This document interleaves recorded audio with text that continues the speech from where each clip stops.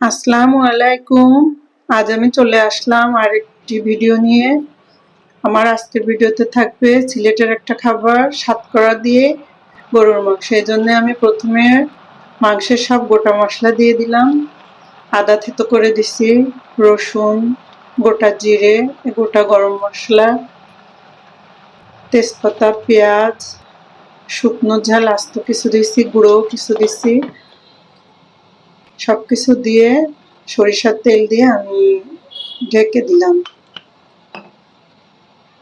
এটা একটু হতে থাকবে, ওদিকে আমি একটু সবজি চড়াচ্ছি। এজন্য আমাদের প্রচুর সবজি খেতে হয় আর কি।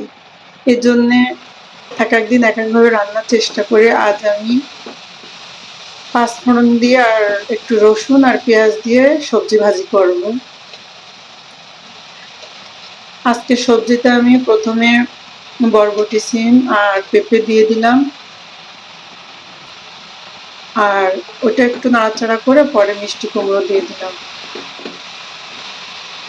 যাই হোক, এই সাতকরা দিয়ে গরুর মাংসটা আমি প্রথম খেয়েছিলাম সিলেটে। যে সিলেটের একটা পাঁচ ভাই নামক রেস্টুরেন্ট আছে, খুলনা থেকেই আমরা খবর মানে পেয়েছিলাম যে ওই রেস্টুরেন্টটা এটা খুব মজা করে ওরা রান্না করে, ওটা খুব মজা। তাই আমরা ওইখানেই চলে গেছিলাম খেতে।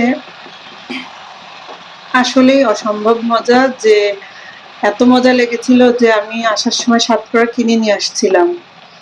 সেটা আমি ফ্রোজেন করে ফ্রিজে রেখে দিছি এবং ওটা ডালের সঙ্গেও দিয়ে খাই।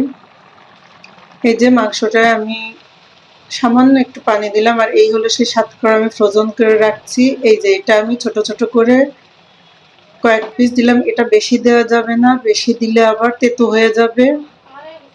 কিন্তু স্বাভাবিক দিলে এর একটা স্মেল আছে, এত ভালো লাগে বলার মতো না। আসলে না যে খাবে সে বুঝতে পারবে না। আর আমি এই পানিটা দিয়েই পুরো রান্নাটা করব, আর কোনো পানি দেব না।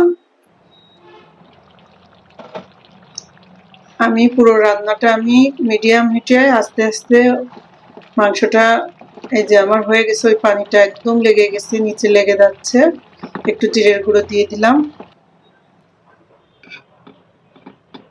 অসম্ভব মজার এই সাতকরা দিয়ে গরুর মাংস। আমার ছেলেকে বলতেছিলাম যে কেমন লাগলো, বললো আম্মু সিলেটের ওইটার মতো মজা লাগছে, কিন্তু সে জানে না আমি সাতকরাটা দিছি। পরে বললো এই জন্য আমার ওই খাবারটার কথা মনে পড়তেছিল। যাই হোক, আপনারা সবাই করে খেয়ে দেখতে পারেন। আলহামদুলিল্লাহ, এই ছিল আমার আজকের ভিডিও। আল্লাহ হাফেজ।